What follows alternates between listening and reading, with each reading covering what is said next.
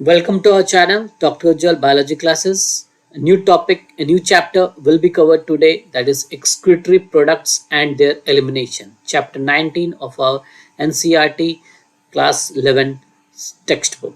Okay, तो इसका आज हम लोग इंट्रोडक्शन पढ़ेंगे. जो इंट्रोडक्टरी पैराग्राफ्स जो दिए हुए हैं उनके बारे में हम लोग समझेंगे.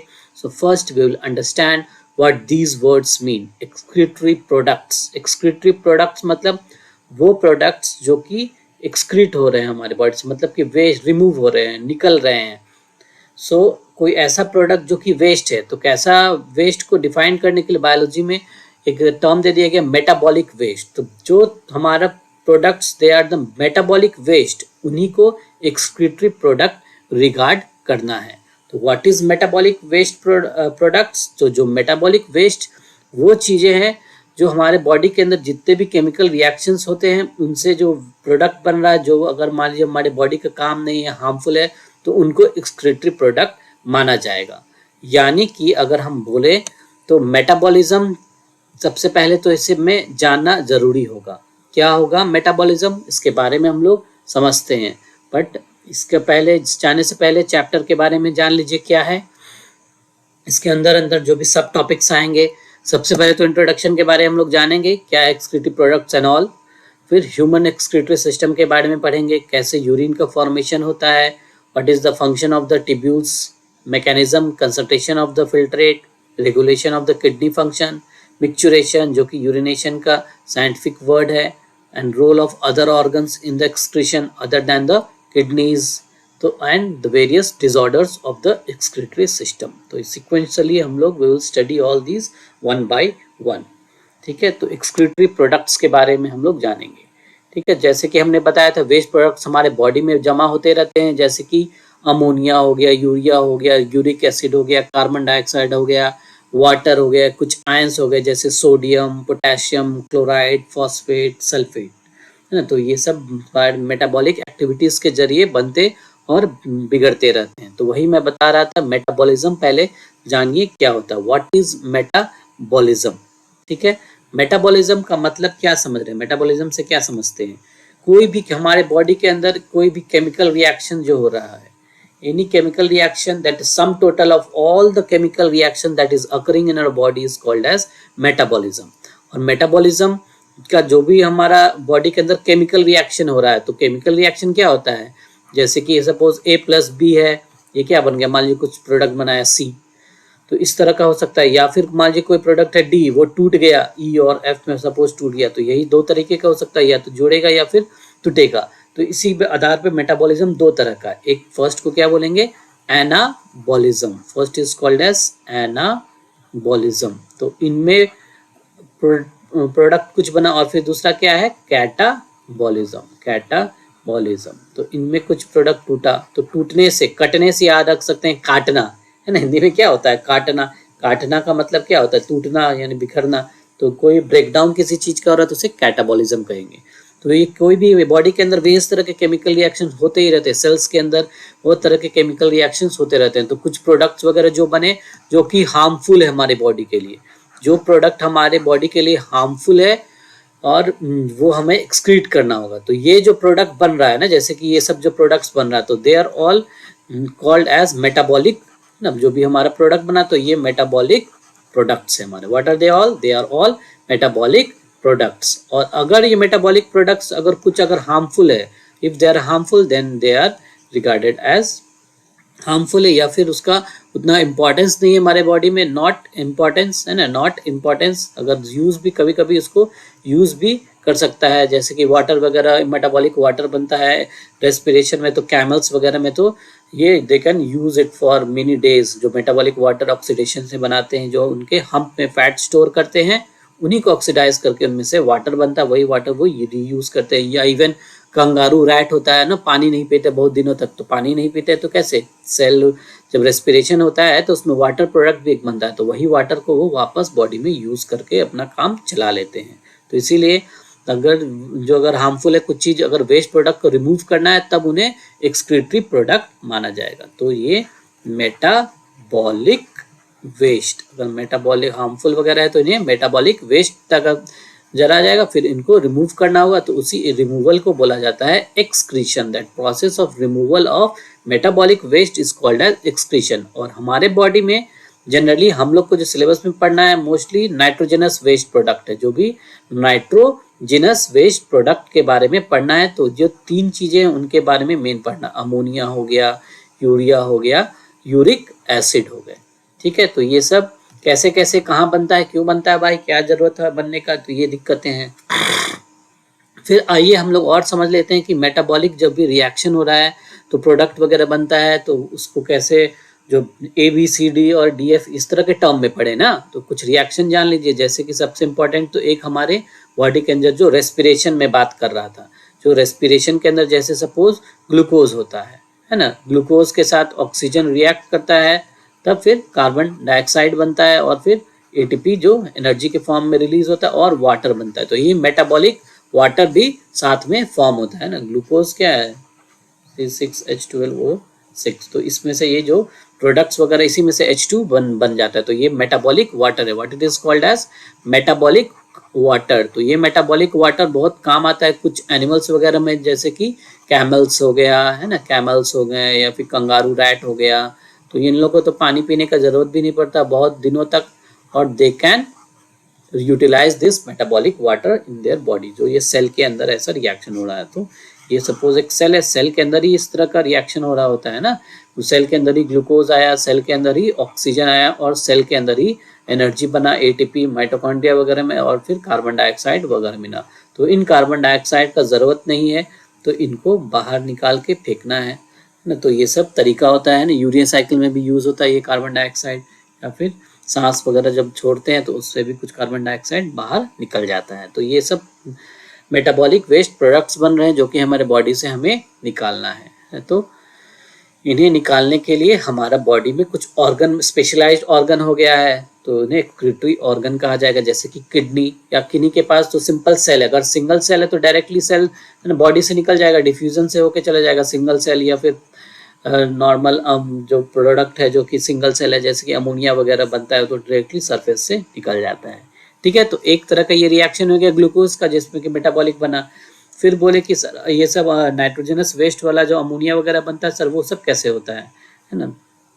तो एक ग्लूकोज में एक और चीज़ जान लीजिए कि कभी कभी ग्लूकोज ऑक्सीजन का कमी नहीं रहा है ना, नो ऑक्सीजन नहीं रहा, तो डायरेक्टली लैक्टिक एसिड में कन्वर्ट हो जाता है, लैक्टिक एसिड। तो ये सब भी मेटाबॉलिक वेस्ट प्रोडक्ट है, तो वो रीयूटिलाइज बॉडी कर लेता है वापस ग्लूकोज वगैरह बनाने में। तो मसल्स वगैरह में के अंदर इस तरह का फॉर्मेशन हो सकता है। ठीक है, चलिए अब इम्पॉर्टेंट चीज आ रहा है हमारा, कैसे अमोनिया बनता है ना। बोल रहे हैं ना, मतलब अमोनिया, यूरिया, यूरिक एसिड, ये सब नाइट्रोजनस वेस्ट प्रोडक्ट है। नाइट्रोजनस मतलब कि इनके अंदर जो केमिकल स्ट्रक्चर है उसमें नाइट्रोजन N प्रेजेंट है, नाइट्रोजन प्रेजेंट है, तो नाइट्रोजनस वेस्ट प्रोडक्ट्स हो गए। ठीक है, तो अमोनिया वगैरह का प्रोडक्शन होने का प्रोटीन्स मेन माध्यम है ना। हमारा बॉडी प्रोटीन्स, हम लोग खाना वगैरह खाते हैं ना, तो अमाइनो एसिड में तो ब्रेक डाउन कर देता है, बट हमारे बॉडी के अंदर प्रोटीन को, जो अमाइनो एसिड को स्टोर करने का कोई तरीका नहीं होता है। यही जो अमाइनो एसिड टूट के, जो पाचन क्रिया, जो डाइजेशन से जो टूटे amino acid, they will be utilized to make new amino acids, और न्यू प्रोटीन्स का इस तरह से रीसिंथेसाइज होता है। तो इसीलिए they cannot be store, तो ये स्टोर नहीं हो पाते हैं, they cannot be stored in body. तो यही एक बहुत बड़ा कारण है कि इनमें, इनको जो बॉडी स्टोर नहीं कर पाता है, तो इनको तोड़ वोड़ के यूज़ करेगा। सपोज एनर्जी वगैरह भी डिराइव कर देता है, एक्सेस प्रोटीन वगैरह है तो उनसे एनर्जी भी ले लेगा, ग्लूकोज में भी कन्वर्ट कर देगा। प्रोटीन का स्ट्रक्चर क्या होता है, एक कार्बोक्सिलिक ग्रुप होता है, एक अमाइनो ग्रुप प्रेजेंट होता है, और फिर एक एल्काइल ग्रुप होता है, इधर तो हाइड्रोजन रहेगा। यही एल्काइल ग्रुप चेंज होता है, इन्हीं से पूरे 20 अमाइनो एसिड्स हमारे बॉडी में करीब पाया जाए, तो उन्हीं का निर्माण हो जाता है। ये R चेंज होते रहता है। तो ये जो अमाइनो ग्रुप है, जो NH2 है, NH2 ही को हटाने में, को इस प्रोसेस को जो हटाने के लिए है ना, तो कीटोन वगैरह जो नेक्स्ट जो ग्रुप बन जाएगा, तो इसको जो तोड़ता है तो उसे डीएमाइनेशन कहते हैं। क्या होता है, तो डीएमाइनेशन। तो डीएमाइनेशन ही वो कारण है जिसके कारण कि हमारे बॉडी में अमोनिया बनता है। फिर जो हमारा नेक्स्ट जो है वो R ग्रुप वगैरह, कीटोन ग्रुप वगैरह बन जाता है। तो ये ketone group further it can be used to make glucose वगैरह, इनका फॉर्मेशन हो जाता है by the process of gluconeogenesis. ठीक है, तो ये सब सारा कहाँ हो रहा होता है, लीवर में। कहाँ होगा ये सब सारा, लीवर में। तो लीवर ही वो जगह है जहाँ पे ये सब चीज हो रहा होता है ना। तो जो डीएमिनेशन हुआ और फिर डीएमिनेशन होगा तो ये हार्मफुल है। सेल, लीवर का जो सेल है हेपेटोसाइट, उसके लिए बहुत हार्मफुल है। तो इसीलिए तुरंत ये एक साइकिल होता है जिसको कि ऑर्निथिन साइकिल या यूरिया साइकिल कहते हैं। क्या बोलते हैं, यूरिया साइकिल या ऑर्निथिन साइकिल। और निथिन एक प्रोडक्ट बनता है इसमें, और निथिन, और निथिन या फिर क्रेब हैंसलेट। क्या बोलेंगे, क्रेब हैंसलेट। ये सब साइंटिस्ट के नाम है जिन्होंने इसको डिस्कवर किया था, क्रेब हैंसलेट। तो ये सब नाम इसका। तो ये ऑर्निथिन साइकिल होता है। इसी साइकिल के जरिए है ना, इट विल यूटिलाइज, सपोज है ना, ब्रीफ में बता दे रहा हूँ, 2 अमोनिया को यूज करेगा एंड 1 कार्बन डाइऑक्साइड मॉलिक्यूल को यूज करके यूरिया में कन्वर्ट हो जाता है। यूरिया क्या होता है, NH2CO NH2। तो ये वाला प्रोडक्ट बना देगा। ठीक है, NH2CO NH2। तो ये यूरिया बन जाता है। ये बॉडी के लिए लेस हार्मफुल है ना। ये बहुत ही हार्मफुल होता है। क्या होता है, हार्मफुल। तो it is very very harmful. और जनरली ये अमोनियम आयंस के रूप में कन्वर्ट हो जाता है। क्या होता है, अमोनियम आयंस के रूप में प्रेजेंट होता है। ठीक है, तो बॉडी सेल से ये किस फॉर्म में निकलेगा, अमोनियम आयंस के फॉर्म में ये निकलेगा। और फिर अमोनियम आयंस और ये सब चीज यूरिया में कन्वर्ट कर देगा, जो कि लेस हार्मफुल होता है। क्योंकि अमोनिया ज्यादा हार्मफुल होता है, इसीलिए बॉडी दिमाग लगा के यूरिया में कन्वर्ट कर देता है। ठीक है, तो ये सब कहाँ हो रहा होता है, लीवर में। तो ये आपको याद रखना है। ठीक है, तो this is the one of the reasons जिसके कारण कि मेटाबॉलिक वेस्ट प्रोडक्ट बन रहा है, क्योंकि हमारे बॉडी में प्रोटीन स्टोर नहीं हो पा रहे हैं। ठीक है, फिर उसी तरह एक और चीज है जो कि न्यूक्लिक एसिड, जिसका कि जो आरएनए और डीएनए हम लोग जो खाना खाते हैं सेल्स वगैरह के प्रेजेंट होता है। ये सेल्स के अंदर न्यूक्लियस होता है, उसके अंदर डीएनए आरएनए वगैरह, साइटोप्लाज्म में भी कुछ प्रेजेंट होते हैं और कुछ मोस्टली न्यूक्लियस में प्रेजेंट होते हैं। तो इन डीएनए आरएनए का ब्रेकडाउन प्रोडक्ट्स में भी ये न्यूक्लिक एसिड्स जो ब्रेक होता है तब भी नाइट्रोजनस वेस्ट प्रोडक्ट बनते हैं, है ना। मोस्टली यूरिक एसिड, कुछ यूरिया वगैरह भी कन्वर्ट हो जाता है। ठीक है, तो नेक्स्ट जो हम एक पढ़ते हैं वो 3rd पॉइंट में आपके लिए लिख दे रहा हूं।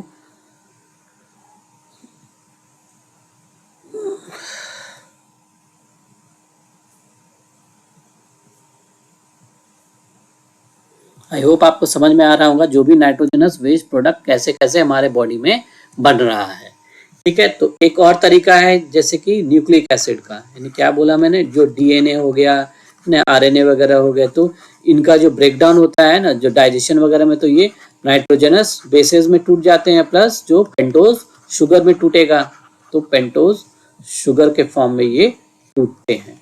ठीक है, तो नाइट्रोजनस बेस, नाइट्रोजन आ गया तो नाइट्रोजनस बेस वगैरह प्रेजेंट है। जो नाइट्रोजनस बेस जो क्या होता है, प्यूरिन होता है या फिर पायरिमिडिन होता है। तो ये सब भी बॉडी के जब टूटेगा, जो इसको और ब्रेकडाउन करेगा, तो हमारा यूरिक एसिड वगैरह है ना, यूरिक एसिड ये सब फॉर्मेशन हो जाता है। ठीक है, तो इसका एक्सक्रीशन हमारे बॉडी में फिर जरूरत होता है। ये थोड़ा सा लीस्ट टॉक्सिक होता है। इन तीनों के बारे में हम लोग डिटेल पढ़ेंगे। ठीक है, तो जैसे कि सपोज एक रिएक्शन भी जान लीजिए जो कभी एग्जाम वगैरह में इंपॉर्टेंट होता है, प्यूरिन है ना, प्यूरिन जो कि जैंथिन में कन्वर्ट हो जाता है। किसमें कन्वर्ट होता है, जैंथिन में। फिर जैंथिन ऑक्सीडेज से कन्वर्ट हो जाता है यूरिक एसिड में, और यूरिक एसिड मोस्टली क्रिस्टल के फॉर्म्स में ही प्रेजेंट हो जाते हैं। क्रिस्टल्स के फॉर्म में है ना, इनसॉल्युबल इन वाटर होते हैं ये। तो यूरिक एसिड क्रिस्टल बन जाता है अगर जॉइंट्स वगैरह में एक्यूमुलेट हो गए। अगर ये जॉइंट्स वगैरह में एक्यूमुलेट हो गए तो it can cause gouty arthritis. क्या कॉज कर सकता है, gouty arthritis. It can cause gouty arthritis. ठीक है, तो ये एक purine, it is a type of nitrogenous base, तो इससे यूरिक एसिड वगैरह बन सकते हैं। ठीक है, तो ये आप लोग देख रहे हैं कि कैसे हमारे हार्मफुल प्रोडक्ट्स जैसे कि अमोनिया हो रहा है, यूरिया हो रहा है, यूरिक एसिड हमारे बॉडी में बनते रहते हैं। तो इसीलिए इनको हटाना, रिमूव करना बहुत ज़रूरी होता है। तो जो आदमी, जो जानवर जो अमोनिया रिमूव करता है उनको अमोनियोटेलिक कहा जाता है। और जो प्रोसेस जो अपनाता है that process is called as ammonotelism. क्या बोलेंगे? अमोनिया से वर्ड आ गया अमोनोटेलिज्म। क्या कहेंगे? अमोनोटेलिज्म। ठीक है। और खुद जो एनिमल हो गया, जो एनिमल को कहलाएगा, animals they will be called as ammonotelic. ठीक है। एनिमल्स को बोलेंगे अमोनोटेलिक। ठीक है। तो ये इनके कुछ नामकरण हो गया। सिमिलरली जैसे यूरिया हो गया तो यूरियोटेलिज्म और यूरियोटेलिक होगा। यूरिक एसिड जो प्रोसेस में अपनाएगा तो उसे यूरिक एसिड यूरिकोटेलिज्म कहलाएगा और एनिमल को यूरिकोटेलिक कहेंगे। तो कौन कौन से ऐसे जानवर है, क्या क्या इसके अमोनिया के फीचर्स वगैरह हैं, तो ये हमें अब एक एक करके तीनों के बारे में पढ़ लेते हैं। हम पहले अमोनिया के बारे में पढ़ेंगे, फिर यूरिया के बारे में पढ़ेंगे, फिर यूरिक एसिड। तो अमोनिया जो एक्सक्रीटरी प्रोडक्ट वेस्ट करता है तो it is mainly the most important, it is the first है ना, प्राइमरी है ना। तो प्राइमरी वेस्ट प्रोडक्ट कौन सा होता है? ये प्राइमरी वेस्ट प्रोडक्ट का मतलब है कि ये सारे एनिमल्स, जितने भी एनिमल्स होते हैं हमारे एनिमल किंगडम में, सब में सबसे पहले तो यही बनेगा, अमोनिया तो बनना ही है। ठीक है ना। ऑल एनिमल्स में ये अमोनिया बनता ही है। या तो अगर डायरेक्टली सरफेस से हटा दिए तब तो बहुत अच्छा है, otherwise they can convert into less harmful product such as urea और यूरिक एसिड। ठीक है। तो जनरली जो ये एक्वेटिक एनिमल्स में देखने को मिला है, क्यों? क्योंकि जो अमोनिया होता है ये तो बहुत हार्मफुल होता है ना, हाईली टॉक्सिक है ना। तो इसके अंदर तीनों की बात करें जाए तो ये तीनों के कंपैरिजन में मोस्ट टॉक्सिक होता है। और इसको it is very soluble in water, पानी के अंदर बहुत घुलनशील होता है। It is soluble in water, तो वाटर में डिजोल्व हो जाता है, इसलिए इसको निकालने के लिए रिमूवल रिक्वायर्स मच वाटर। तो removal it will require maximum water, तो इट विल रिक्वायर मैक्सिमम है ना water, maximum amount of water का रिक्वायरमेंट, खूब सारा पानी का जरूरत पड़ता है। तो इसीलिए ये प्रक्रिया अमोनोटेलिज्म उन्हीं लोगों में, उन्हीं एनिमल्स में दिखने को मिलता है जो कि वाटर में रहते हैं, एक्वेटिक एनिमल्स होते हैं। तो इसीलिए ये कारण होता है।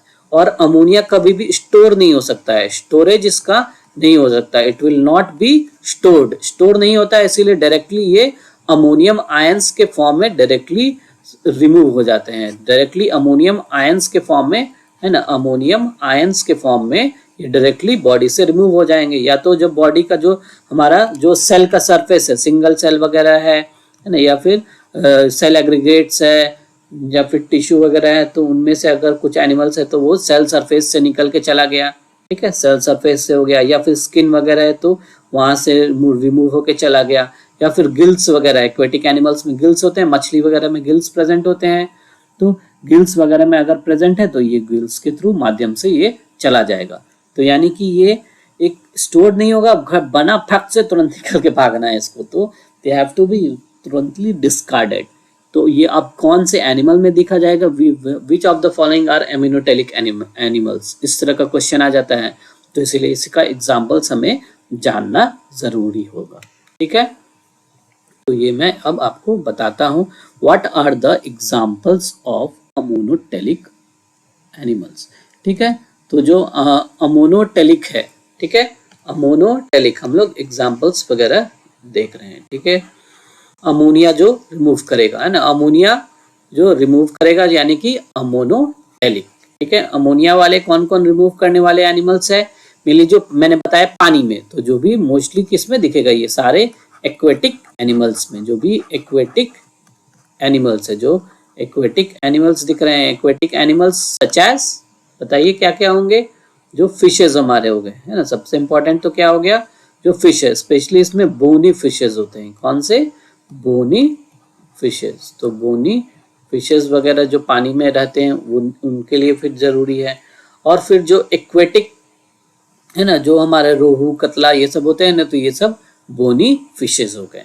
इसके अलावा जो एक्वेटिक जो एम्फीबियंस है हमारे, क्या है, जो aquatic amphibians, aquatic amphibians, amphibians मतलब कि जो पानी और जमीन दोनों पे रहते हैं। तो एम्फीबियंस के अंदर जो हमारा सैलामेंडर होता है ना, salamander they are aquatic amphibians, तो ये इनमें अमोनिया अमोनोटेलिक होते हैं। ठीक है, और फिर जो लार्वा फॉर्म हो गया, जो कि एडल्ट का जो लार्वा फॉर्म हो गया, जैसे कि टैडपोल, टैडपोल नाम सुना होगा, तो टैडपोल वगैरह के अंदर कैसा फॉर्मेशन होगा, अमोनिया का फॉर्मेशन होगा, क्योंकि ये पानी में रहते हैं। इनके adult they will live on the land, तो ये लैंड पे रहते हैं, तो लैंड पे रहते हैं न, तो इनके अंदर ज्यादातर यूरिक एसिड वगैरह का फॉर्मेशन होता है। ठीक है, तो ये हमें जानना है। ठीक है, ओके। हाँ, तो इनके जो एनिमल्स जो होते हैं, लार्वा जो फॉर्म है ये यूरिक जो अमोनियोटेलिक हो गए, और जो इनके एडल्ट्स होते हैं वो यूरियोटेलिक होते हैं, यूरिया रिलीज करते हैं। क्या रिलीज करते हैं, यूरिया। ठीक है, तो ये इसके एक्वेटिक एम्फीबियंस का कुछ एग्जाम्पल हो गया, और कुछ हो गए एक्वेटिक इंसेक्ट्स। क्या हो गए, एक्वेटिक इंसेक्ट्स। तो एनसीईआरटी में यही दिया हुआ है, एक्वेटिक इंसेक्ट्स। तो एक्वेटिक इंसेक्ट्स के एग्जाम्पल जैसे कि मे फ्लाई हो गया, है ना, मे फ्लाई हो गया, या फिर ड्रैगन फ्लाई हो गया, तो इनके अंदर ये सब देखने को मिलता है। ठीक है, तो बोनी फिशेस जैसे कि रोहू हो गया, कतला हो गया, है ना, रोहू हो गया, कतला हो गया, तो इनके अंदर अमोनियोटेलिक होते हैं। ठीक है, तो these are the few examples that is given in the NCERT. तो एनसीईआरटी का ये वाला पेज देख लीजिए, क्या है, the process of excreting ammonia, the process of excreting ammonia is called ammonotelism. और जैसे कि बोनी फिश हो गया, है ना, या फिर एक्वेटिक एम्फीबियंस हो गए, सैलामेंडर्स हो गए, या फिर लार्वा फॉर्म हो गए, या फिर एक्वेटिक इंसेक्ट्स हो गए, तो वो अमोनोटेलिक होते हैं। ठीक है, तो ये याद रखना है। और अमोनिया इज रेडिली सॉल्युबल, जैसे मैंने बताया, और it is excreted by diffusion across the body surface या फिर सेल के सरफेस या फिर गिल के सरफेस से रिमूव हो जाते हैं, किसके फॉर्म में, अमोनियम आयंस के फॉर्म में। ठीक है, किडनी विडनी का ज्यादा इसमें रोल वगैरह नहीं होता है। ठीक है, फिर नेक्स्ट यूरिया के बारे दिया हुआ है। ठीक है, तो यूरिया के बारे में हम लोग समझते हैं। ठीक है, we have studied about the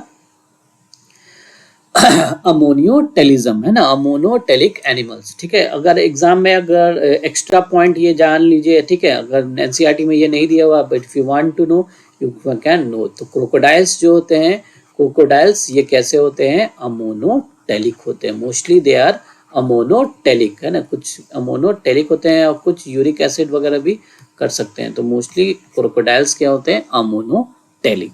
तो ये हमारे कुछ जानवर हो गए which excrete ammonia.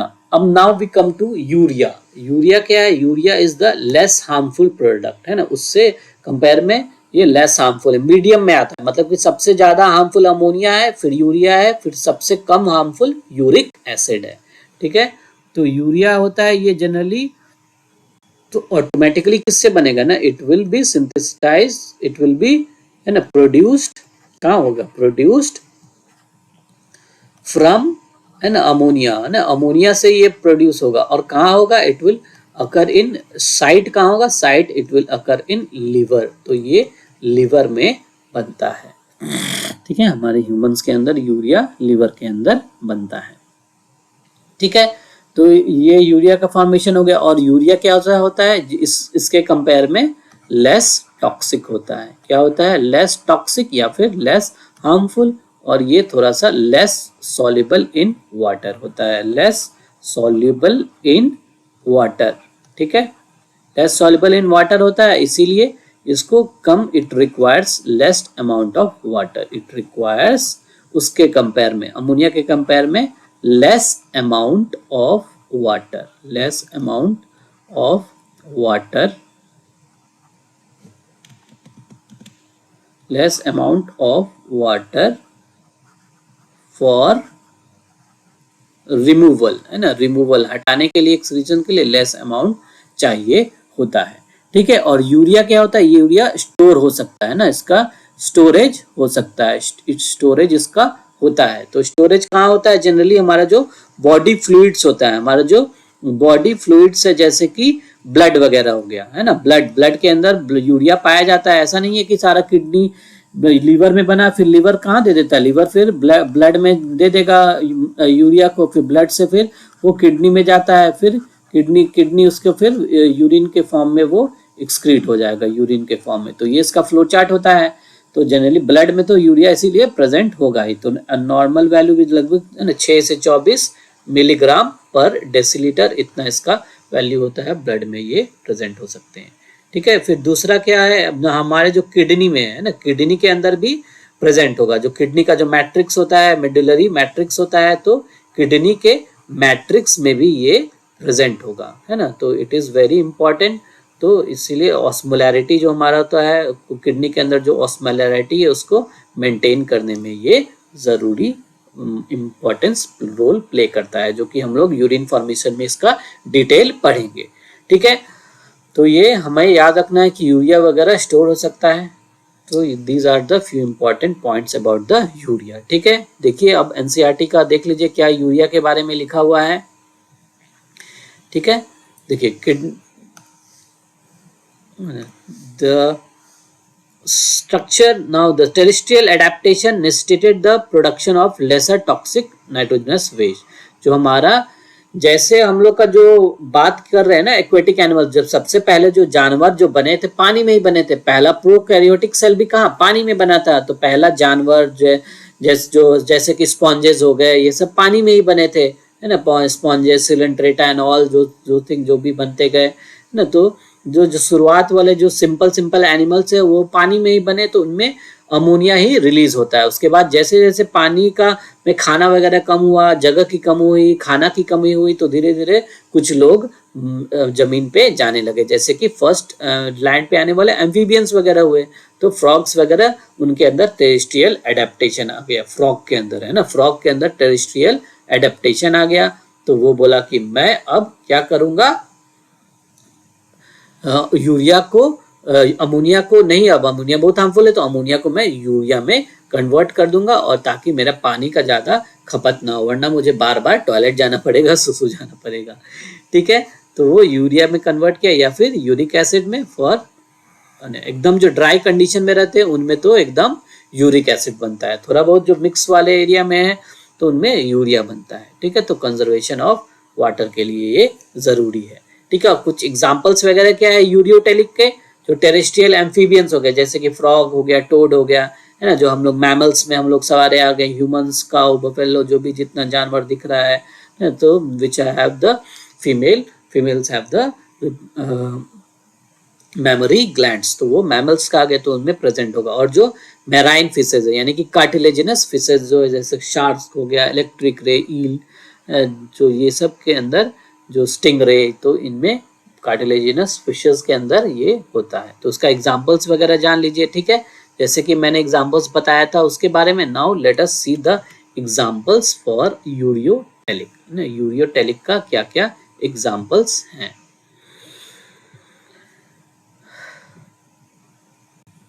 ठीक है, okay, now come for the examples. ठीक है, एग्जांपल्स हो गए, एग्जांपल्स ऑफ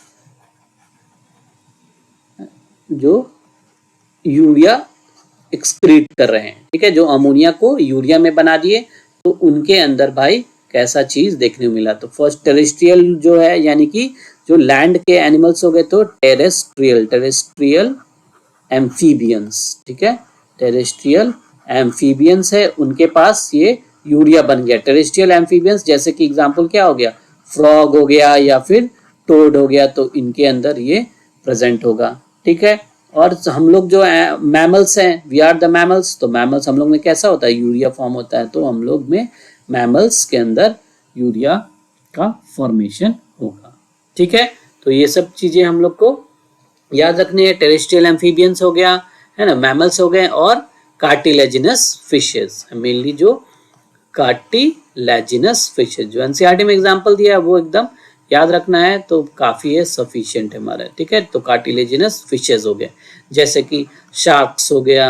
ठीक है, जो रे है ना, इलेक्ट्रिक रे हो गया, रेज हो गया ना, स्टिंग रे हो गया, या फिर इलेक्ट्रिक रे हो गया, स्टिंग रे हो गया, तो they are the cartilaginous fishes, जिसके के पास, यानी कि ये हमारा याद रखना है ना, शार्क वार्क जो बहुत खतरनाक जीव होता है ना, शाकाहारी होते हैं, तो कार्निवोरस होते हैं, तो जो उनका जो इतना हम लोग के साथ साथ उनका काम कुछ है ना एक्सक्रीशन में यूरिया, ठीक है। मैमल्स हो गए, और फ्रॉग और टोड वगैरह जो दिखता है तो वो भी यूरिया हो गया, यानी कि जो एडल्ट हो गया ना, जो इनके लार्वा वगैरह क्या होते हैं, अमोनोटेलिक होते हैं, ठीक है। नाउ नेक्स्ट क्या है, यूरिक एसिड। यूरिक एसिड क्या है, यूरिक एसिड सबसे जो फॉर्मेशन है जो हमेशा, ये भी तो क्या अमोनिया में ही सबसे पहले होगा, तो ammonia is converted into uric acid. तो सबसे पहले तो कोई भी बेसिक चीज है तो वो तो इसमें ही होगा, is converted into uric acid. Uric acid में ये कन्वर्ट होता है। तो ये मेनली बर्ड्स, रेप्टाइल्स वगैरह में देखने को मिलता है, ठीक है। और ये सबसे लीस्ट टॉक्सिक होता है। क्या होता है, लीस्ट टॉक्सिक, सबसे लेस हार्मफुल। लीस्ट टॉक्सिक मतलब कि लीस्ट हार्मफुल होता है, और ये ऑलमोस्ट है ना, मोस्टली जब लीस्ट सॉल्युबिलिटी सबसे कम होगा, ऑलमोस्ट है ना, ऑलमोस्ट है ना, इनसॉल्युबल इन वाटर। तो ये ऑलमोस्ट इनसॉल्युबल इन वाटर होते हैं, ठीक है। तो इसीलिए इनका क्रिस्टल वगैरह बन जाता है यूरिक एसिड क्रिस्टल्स, इसीलिए they require least amount of water, least amount of water, least amount of water for removal. तो इसके रिमूवल के लिए लीस्ट अमाउंट ऑफ वाटर का जरूरत होता है, और ये जनरली यूरिक एसिड क्रिस्टल्स के फॉर्म में स्टोर होते हैं, यूरिक एसिड क्रिस्टल्स, है ना। तो इनका स्टोरेज हो जाता है, तो इनका स्टोरेज होता है, ठीक है, याद रखना है, स्टोरेज इनका हो सकता है, यानी यूरिया और यूरिक एसिड का स्टोरेज होता है। यूरिक एसिड क्रिस्टल्स के फॉर्म होते हैं, तो और ये ज़्यादा नुकसान होता है, तो it can B store for longer time. तो लॉन्गर टाइम के लिए ये स्टोर हो सकते हैं। और जो भी एकदम ड्राई कंडीशन में जो लोग आए ना, तो जो भी ड्राई कंडीशंस में रहते हैं, सूखे में एकदम रहते हैं, जिनमें पानी की कमी होती है, तो उनमें जनरली यूरिक एसिड्स का एक्सक्रीशन होता है ड्राई कंडीशंस, ठीक है। तो यूरिक एसिड, अब now next will see the examples. इसके एग्जांपल्स के बारे में हम लोग जान लेते हैं, क्या है इसके एग्जांपल्स, ठीक है। 1 मिनट।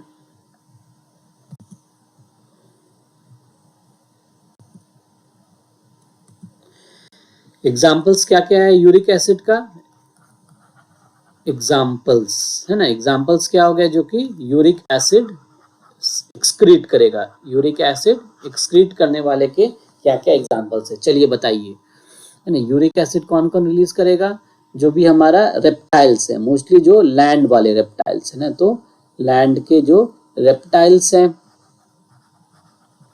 ठीक है, बर्ड्स हो गए, है ना, बर्ड्स हो गए, बर्ड्स यूरिक एसिड होते हैं।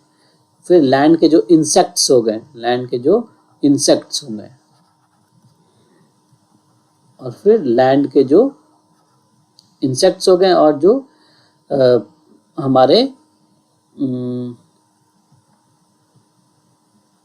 लैंड के जो स्नेल्स हो गए, क्या हो गए, स्नेल्स, लैंड स्नेल्स, ठीक है। तो ये सब एग्जाम्पल हमें याद रखना है। तो लैंड रेप्टाइल्स हो गए, तो मेनली क्या हो गए, जो इसके अंदर फ्रॉग, सॉरी, लिजर्ड्स हो गए, है ना, लिजर्ड हो गए, लिजर्ड्स हो गए, है ना, स्नेक्स हो गए, तो ये सब लैंड रेप्टाइल्स में आ गए ना। बर्ड्स वगैरह तो हो ही गए ना। लैंड इंसेक्ट्स जैसे कि एग्जांपल हो गया क्या, कॉकरोच हो गया, है ना। तो कॉकरोच जो हमारे सिलेबस में डिटेल में पढ़ना है, तो ये कॉकरोच हो गया, ठीक है। और फिर लैंड स्नेल्स हो गया, जैसे कि हेलिक्स हो गया, तो ये ना, तो ये these are the snails हो गए, these are the few examples for the uric acid, ठीक है। तो इसका भी ये टेबल देख लीजिए, एनसीईआरटी में जो हमारे पैराग्राफ जो दिया हुआ है, टेबल नहीं पैराग्राफ जो दिया हुआ है, ठीक है, क्या बताया हुआ है देखिए, यूरियोटेलिक के बारे पढ़ लिए। फिर अमोनिया जो प्रोड्यूस करता है, तो यूरिया में हो गया, तो लीवर के अंदर ये होता है, हम लोग तो पढ़ ही लिए, and it is release in the blood and is filtered out by the kidneys, पे किडनी से फिल्टर हो जाता है, ठीक है। कुछ हमारा यूरिया वो क्या है, हमने देखा है किडनी मैट्रिक्स है, और ये सब में स्टोर होता है, तो मेंटेन द डिजायर ऑस्मोलैरिटी, तो ब्लड और किडनी मैट्रिक्स में प्रेजेंट होते हैं, ठीक है। और फिर कुछ next line is about the uric acid, तो जैसे कि रेप्टाइल्स हो गए, बर्ड्स हो गए, लैंड स्नेल्स हो गए, इंसेक्ट्स हो गए, तो ये सब they are excrete nitrogenous waste as uric acid in the form of pellet, है ना, पेलेट या फिर पेस्ट के फॉर्म में ये करते हैं, क्योंकि मिनिमम लॉस ऑफ वाटर होता है। तो पेलेट और पेस्ट के फॉर्म में ये देखते होंगे ना, लिजर्ड वगैरह का तो पट्टी वट्टी सब होता है, मिक्स हो जाता है उसके साथ, तो पेस्ट के फॉर्म में होता है, पेस्ट या पेलेट के फॉर्म में हो जाता है. So that is uricotelic animals. Now next and the last topic, that is about the survey of animal kingdom. जो हमारा animal kingdom है उसके सर्वे के जो करना है, मतलब उसके बारे में हम लोग जानना है कि क्या क्या जो हमारे एनिमल किंगडम है उसका क्या क्या एक्सक्रीटरी ऑर्गन्स वगैरह इसमें प्रेजेंट है. तो ठीक है, तो ये तो हमारा पैराग्राफ है, इसका हम लोग जो समराइज करेंगे तो इसके बारे में आते हैं. We will come to the next. अब मैं आपको इसके बारे में बताता हूँ एक्सक्रीटरी जो कि स्ट्रक्चर्स हमारे एनिमल किंगडम के अंदर जो प्रेजेंट होते हैं. ठीक है, जो सिंपल जो एक्सक्रीटरी ऑर्गन या फिर एक्सक्रीटरी स्ट्रक्चर्स हो गए. ठीक है, स्पेशलाइज जिसमें ऑर्गन सिस्टम वगैरह, ऑर्गन या ऑर्गन सिस्टम बनेगा उन्हीं में ना ऑर्गन बोलेंगे टर्म. लेकिन अगर सिंपल जो सेल के एग्रीगेट है जैसे स्पॉन्जेस वगैरह है उनके अंदर तो ये टर्म नहीं यूज करते हैं, इसीलिए एक्सक्रीटरी ऑर्गन यूज नहीं करके एक्सक्रीटरी स्ट्रक्चर बोलना या फिर सिंबल सेल हो गया ना, स्ट्रक्चर या फिर सिंबल सेल हो गया. तो इसीलिए जो फर्स्ट है सबसे पहला कौन सा है, पोरीफेरा, जो हमारा किंगडम एनिमल किंगडम के अंदर जो भी फाइलम वगैरह है. तो जो हमारा फाइलम होता है, फाइलम वाइज हम लोग इसका पढ़ रहे हैं. ठीक है, पहला फाइलम क्या है, पोरीफेरा. क्या होता है, पोरीफेरा. ठीक है, पोरीफेरा जिसमें कि स्पॉन्जेस सब आते हैं. क्या हो गया, स्पॉन्जेस हो गया है ना. साइकन नाम सुना होगा, साइकन. ठीक है, तो साइकन वगैरह हो गया. साइकन के अंदर क्या होता है, जो कि सब सेल के माध्यम से होगा. सब में सेल जो इंडिविजुअल सेल होगा, सेल इतना कम होता है कि सेल से के सरफेस से ही अमोनिया वगैरह सब जो है वो रिलीज हो जाता है. सिमिलरली सेकंड वाला है सिलेंट्रेटा, है ना. सिलेंट्रेटा सेकंड जो ग्रुप है ना ये. और फिर थर्ड है क्या, नाइडेरिया. तो ये सब के अंदर जो सेल सरफेस से ही वो एक्सक्रीट हो जाता है.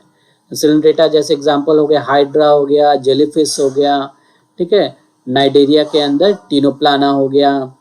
ठीक है, तो ये सब इन लोगों के अंदर क्या होगा, जो सेल है ना, सेल के फॉर्म में जो सेल सरफेस से ही एक्सक्रीट हो जाएगा. ठीक है, सेल सरफेस से ही, सेल सरफेसेस का वो स्ट्रक्चर हो गया.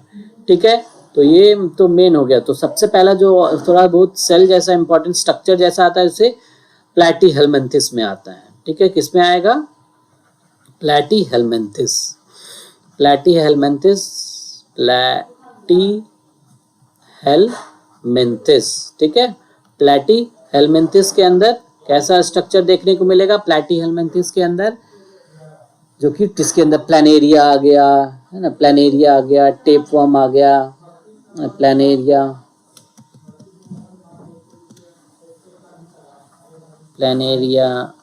और क्या हो गया, टेपवर्म. तो ये ना फ्लूक वर्म, तो लीवर फ्लूक जो होता है, टेपवर्म, इनमें फ्लेम सेल देखने को मिलता है. क्या होते हैं, फ्लेम सेल. ये एग्जांपल याद रखना है, ये नाम याद रखना है, फ्लेम सेल.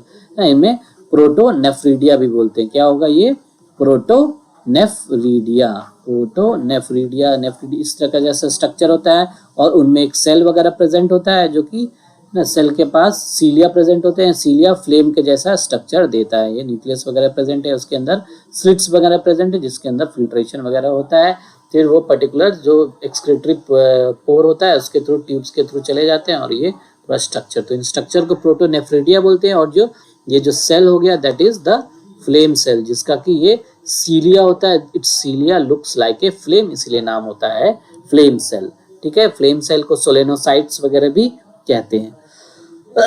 ठीक है, तो this is about the Platyhelminthes. Next phylum is Nemathelminthes. क्या है, नेमैथेलमिन्थिस. तो we will see about the that. तो नेमैथेलमिन्थिस या फिर एस्केलमिन्थिस. एस्केलमिन्थिस, एस्केलमिन्थिस में क्या होता है, एस्केलमिन्थिस में एक पर्टिकुलर शेल होता है जो कि अप्रोक्सीमेटली एच शेप का होता है. कैसा होता है ये, एच शेप का ऐसा स्ट्रक्चर होता है जिसे रेनेट सेल कहते हैं. क्या बोलते हैं, रेनेट सेल. तो ये सेल का नाम याद रखना है. क्या है, रेनेट सेल होता है, एच शेप होता है, जो कि जिसके अंदर एक तरह का जाइंट सेल होता है. तो बहुत ज्यादा न्यूक्लियस प्रेजेंट हो सकता है. 2 न्यूक्लियस होते हैं, बड़ा न्यूक्लियस, छोटा न्यूक्लियस प्रेजेंट होता है. ये एक्सक्रीटरी कैनाल का काम करता है. तो इस तरह से इसके अंदर एक्सक्रीशन होता है. याद नाम रखना है, रेनेट सेल एक तरह का ये, this is a type of giant cell, multi nucleated giant cell होता है ये. ठीक है, तो ये एस्केलमेंथिस में हो गया। ठीक है, एस्केलमेंथिस के बाद नेक्स्ट फाइलम क्या है? एनेलिडा। क्या है? एनेलिडा। ठीक है, एनेलिडा के अंदर है ना, जो कि एग्जांपल है अर्थवर्म, है ना, अर्थवर्म वगैरह हो गए। क्या हो गए? अर्थवर्म। ठीक है, और एस्केलमेंथिस का एग्जांपल बताइए, फेमस है एस्कैरिस। ठीक है, ये हो गया एस्कैरिस। तो एनेलिडा, एनेलिडा में क्या होता है? नेफ्रीडिया। नाम क्या है? नेफ्रीडिया कहेंगे, नेफ्रीडिया। ठीक है, नेफ्रीडिया या फिर मेटा नेफ्रीडिया भी कहते हैं इनको। क्या बोलते हैं? Meta nephridia. ठीक है, तो ये नेफ्रीडिया वगैरह इसके अंदर प्रेजेंट होता है। फिर नेक्स्ट क्या है? एनेलिडा के बाद मोलस्का,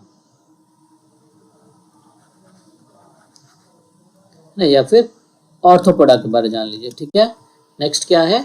ऑर्थोपोडा। ठीक है, ऑर्थोपोडा का मैं आपको नेक्स्ट पेज पे आपको बताता हूँ, या फिर इसी में लिख देते हैं। क्या है? और THRO, ऑर्थ्रोपोडा, जो जिनके अंदर जो हमारे इंसेक्ट्स वगैरह, कॉकरोच वॉकरोच ये सब आते हैं। तो सबसे इम्पोर्टेंट तो कॉकरोच वाला तो याद ही है ना, मैल्फिजियन टिब्यूल वगैरह याद रखना है। ठीक है, जो इंसेक्ट्स होते हैं, जो इंसेक्ट्स होते हैं तो उनमें याद रखना है जो हमारे माल्फिजियन टिब्यूल्स प्रेजेंट होते हैं। क्या होते हैं? मैलफिजियन, मैलफिजियन टिब्यूल्स। ठीक है, मैलफिजियन टिब्यूल्स हाइंड गट और मिड गट के जंक्शन में प्रेजेंट होते हैं ना, करीब है ना 100 से 150 इन नंबर होते हैं। तो ये टिब्यूल्स इनका एक्सक्रीशन का काम करते हैं। इंसेक्ट हो गया, मिलिपिड हो गया, सेंटीपीड हो गया, है ना, मिलिपिड एंड सेंटीपीड, इनमें सब ये मैलफिजियन टिब्यूल ही प्रेजेंट हो गया। ठीक है, फिर एक जो स्ट्रक्चर होता है जो कि प्रॉन्स वगैरह होता है, जिन्हें कि क्रस्टेशियन बोलते हैं। They also come under the Arthropoda. Crustaceans हो गए, जैसे कि प्रॉन हो गया, तो प्रॉन्स वगैरह, ये क्रैब हो गया, है ना, हर्मिट क्रैब, लॉबस्टर हो गया। तो क्रस्टेशियंस के अंदर किस टाइप का एक्सक्रीटरी ऑर्गन दिखता है? That is called as antennary gland. Antenna के बेस पे प्रेजेंट होता है, तो इसे बोलते हैं एंटेनरी ग्लैंड। एंटेनरी ग्लैंड या फिर ग्रीन ग्लैंड, क्या कहते हैं? ग्रीन कलर का होता है, तो ग्रीन ग्लैंड। ठीक है, तो ये इसका एक्सक्रीटरी ऑर्गन हो गया। ठीक है, प्रॉन्स के अंदर। फिर और इसके अलावा एक किंग क्रैब वगैरह प्रेजेंट होते हैं। क्या होता है किंग क्रैब? जो कि एक लिविंग फॉसिल है, एनिमल किंगडम में भी पढ़िएगा।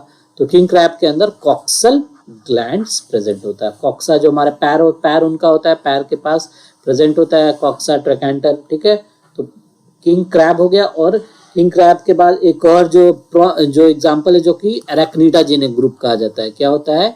एराक्निडा क्लास। एराक्निडा के अंदर स्पाइडर आते हैं, स्कॉर्पियन आता है ना, स्पाइडर और स्कॉर्पियन। स्पाइडर और स्कॉर्पियंस के अंदर कॉक्सल ग्लैंड ही प्रेजेंट होते हैं। क्या प्रेजेंट होते हैं?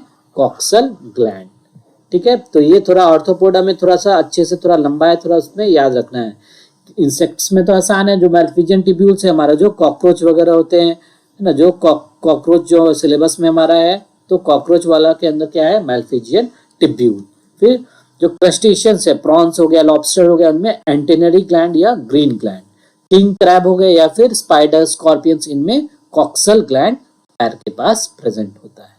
ठीक है, तो this is about the arthropoda. Now comes about the Mollusca phylum. Next phylum, 7th phylum is the Mollusca. Totally 11 phylum है ना। तो मोलस्का, मोलस्का के अंदर ऑर्गन का नाम है ऑर्गन ऑफ बोजानस। क्या नाम है? Organ of Bojanus. साइंटिस्ट के नाम पे बोजानस। याद करने का तरीका क्या है? बोझा।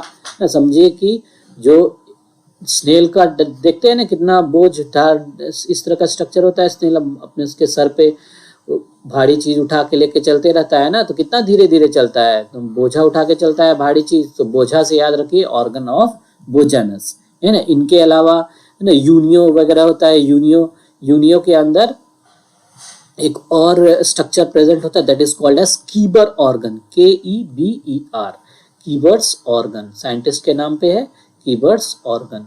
ठीक है, तो एग्जाम्पल वगैरह है ना, यूनियो हो गया, जो फ्रेश वाटर मसल हो गए, तो उनमें ये सब प्रेजेंट होता है। ठीक है, तो ऑर्गन ऑफ बोजानस और कीबर्स ऑर्गन। ठीक है, तो ये नाम सब याद रखना है मोलस्का के बारे में। Now the next phylum is phylum Echinodermata. क्या है? इकाइनोडर्मेटा। इकाइनोडर्मेटा जिसमें कि स्टारफिश आता है। इकाइनोडर्मेटा में एग्जांपल हो गया स्टारफिश। तो स्टारफिश नाम सुना होगा ना, स्टारफिश का, स्टार शेप्ड होता है। तो इकाइनोडर्मेटा के अंदर स्पेशलाइज्ड कोई एक्सक्रीटरी ऑर्गन नहीं होता है। No specialised excretory organ. इसके अंदर जो स्पेशलाइज्ड एक्सक्रीटरी ऑर्गन नहीं होता, क्योंकि ये भी पानी में रहते हैं, एक्वेटिक होते हैं। तो ये ज़्यादातर जो इनका जो सेल के ऊपर, सरफेस के ऊपर जो ऑर्गन्स वगैरह स्किन के ऊपर बने रहते हैं, उनके माध्यम से अमोनियम आयन निकल जाता है। तो जो स्ट्रक्चर से जिन निकलते हैं वो याद रखिए नाम।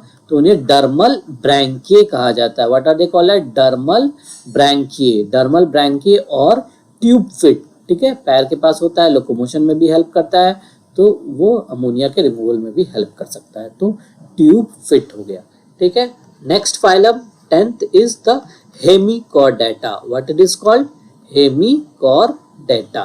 तो हेमिकॉर्डेटा के अंदर प्रोबोसिस ग्लैंड प्रेजेंट होता है ना। प्रोबोसिस जो उनके माउथ के पास होता है, तो प्रोबोसिस ग्लैंड वहाँ पे वो रोल प्ले करता है removal of ammonium ions mostly वगैरह, क्योंकि वे भी एक्वेटिक एनिमल्स ही होते हैं। ठीक है, फिर हेमिकॉर्डेटा के अंदर एग्जाम्पल क्या है? Heard mania. एक एग्जाम्पल याद रख लीजिए, हर्ड मैनिया। तो यहाँ पे आपका एनिमल किंगडम और एक्सक्रीटरी सिस्टम दोनों का भी रिवीजन आप कर सकते हैं। ठीक है, फिर 11th वाला लास्ट क्या है? कॉर्डेटा। कॉर्डेटा मतलब कि जो जिसमें नोटोकॉर्ड प्रेजेंट है, जिसके अंदर की हम लोग आते हैं। तो इसके अंदर भी फिर पर्टिकुलर 3 तरह का डिवीजन दिया हुआ है, जो कि यूरोकॉर्डेटा आता है। क्या है? यूरोकॉर्डेटा। ठीक है, यूरोकॉर्डेटा। और एक होता है सेफेलोकॉर्डेटा, और एक हम लोग का होता है वर्टिब्रेटा, जो कि हमारा ट्रू कॉर्डेटा यानी कि यूकॉर्डेटा। तो पहला होता है यूरोकॉर्डेटा। यूरोकॉर्डेटा के अंदर न्यूरल ग्लैंड, क्या बोलेंगे इसको? न्यूरल ग्लैंड या फिर सुप्रा न्यूरल ग्लैंड ब्रेन के पास प्रेजेंट होता है, तो न्यूरल ग्लैंड रोल प्ले करता है। ठीक है, यूरोकॉर्डेटा का जो एग्जाम्पल है, यू कैन रिमेम्बर, जो कि ये हर्ड मैनिया है ना। हर्ड मैनिया इसमें आता है ना। जो हेमिकॉर्डेटा के अंदर क्या होगा? बेलानोग्लॉसस है ना। हेमिकॉर्डेटा में क्या होता है? बेलानोग्लॉसस है ना, बेलानोग्लॉसस। ठीक है, करेक्ट कर लीजिएगा। ठीक है, हर्ड मैनिया। तो ये हो गया यूरोकॉर्डेटा के बारे में। नाउ नेक्स्ट क्या है? Cephalochordata. This is very important. Cephalochordata को मैं रेड में मार्क कर दे रहा हूँ, स्टार मार्क कर दे रहा हूँ। ठीक है, एनसीईआरटी में भी दिया हुआ है। ठीक है, सेफेलोकॉर्डेटा। सेफेलोकॉर्डेटा। सेफेलो एम्फियोक्सस, जैसे कि एग्जांपल क्या है? Amphioxus, amphioxus. ठीक है, या फिर लैंसलेट, कॉमन लैंग्वेज में लैंसलेट होता है, या फिर इस सेफेलोकॉर्डेटा है कॉर्डेटा। ठीक है, ब्रैंकियोस्टोमा भी इसका दूसरा नाम है। ठीक है, ब्रैंकियोस्टोमा, एम्फियोक्सस, लैंसलेट सब इसी का नाम है। ठीक है, तो सेफेलोकॉर्डेटा किसके अंदर? सेफेलोकॉर्डेटा के अंदर कौन सा एक्सक्रीटरी ऑर्गन प्रेजेंट होता है? That is very important. एक पैरेलल इवोल्यूशन को जन्म देता है, यानी कि एक पुराने तरह से जो है जीव है, जो कि प्लैटीहेलमिन्थस होता है, उसमें भी देखने को मिलता है। तो इसके अंदर भी सोलेनोसाइट्स यानी कि फ्लेम सेल्स देखने को मिलते हैं। ठीक है, फ्लेम सेल्स प्रेजेंट होते हैं। इनके जो भी ऑर्गन होता है, जो कि जो भी स्ट्रक्चर में प्रेजेंट होता है। ठीक है, फ्लेम सेल्स प्रेजेंट है, और इनमें soleno, they are also called as solenocyte. They are also called as solenocyte. ठीक है, तो ये हम लोगों को याद रखना है ना। इकाइनोडर्मेटा हो गया, हेमिकॉर्डेटा हो गया, कॉर्डेटा हो गया, है ना। प्रोबोस, तो इकाइनोडर्मेटा में कोई स्पेशलाइज स्ट्रक्चर नहीं है, डर्मल ब्रैंकियो ट्यूब फीड के थ्रू होता है। हेमिकॉर्डेटा में प्रोबोसिस ग्लैंड होता है। प्रोबोसिस ग्लैंड में एक है ना 1 ग्लोमेरुलस प्रेजेंट होता है। ग्लोमेरुलस है ना, ग्लोमेरुलस किडनी में भी हमारे प्रेजेंट होता है। तो एक तरह से इसका शुरुआत हो रहा है। ठीक है, तो it is the beginning of the kidney formation, जो कि यूकॉर्डेटा में देखने को मिलेगा। और तो कॉर्डेटा के अंदर 3 जो ग्रुप्स है, यूरोकॉर्डेटा में न्यूरल ग्लैंड है, सेफेलोकॉर्डेटा में फ्लेम सेल या सोलेनोसाइट्स प्रेजेंट है, और फाइनली जो हमारा लास्ट ग्रुप है, दैट इज आवर, हम लोग जो यूकॉर्डेटा यानी कि जो वर्टिब्रेटा है, वो लास्ट जो हमारा जो थर्ड इज द इसके अंदर वर्टिब्रेटा, वर्टिब्रेटा या फिर इसका दूसरा नाम क्या होता है, क्रेनिएटा या फिर Euchordata. We are the true chordates. तो यूकॉर्डेटा प्रेजेंट है, जिसके अंदर हम लोग सारे present mammals, amphibians, fishes wishes जो भी प्रेजेंट है, सब में किडनी प्रेजेंट होता है। क्या प्रेजेंट होता है, किडनी। किडनी का कितना है ना, 1 पेयर, यानी कि 2 किडनी प्रेजेंट होता है, जिससे कि हमारा एक्सक्रीशन होता है। ठीक है, तो नेक्स्ट चैप्टर में हम लोग will start with the human का एक्सक्रीटरी सिस्टम, जो कि will study about the kidney and the associated structures. ठीक है, आज के लिए नमस्कार, tata, bye bye, thank you so much. आप होप आपको आपका लेक्चर याद रहेगा, समझ में आया होगा।